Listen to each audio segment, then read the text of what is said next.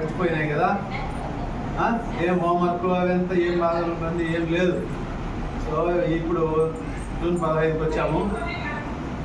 ఈ సందర్భంగా గత శనివారము రచ్చబండ తెలుగు కూటమి రచ్చబండ పద్యాలాపన కార్యక్రమంలో మన పిల్లలకి ఇద్దరికి మన పాఠశాల పిల్లలు సుకుమారు అలాగే సుబేదాకు చెరో 250 రూపాయలు బహుమతి వచ్చింది, 500.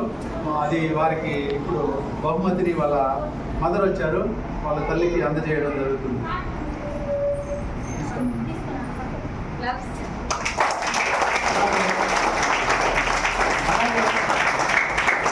సుబేదా కూడా ఈక్వల్గా 250 రూపాయలు బహుమతి వచ్చింది. ఆమెకు అందజేయడం. ఇప్పుడు ఆ పద్యాన్ని సుకుమారు మరియు సుబేదా ఆలోచిస్తారు.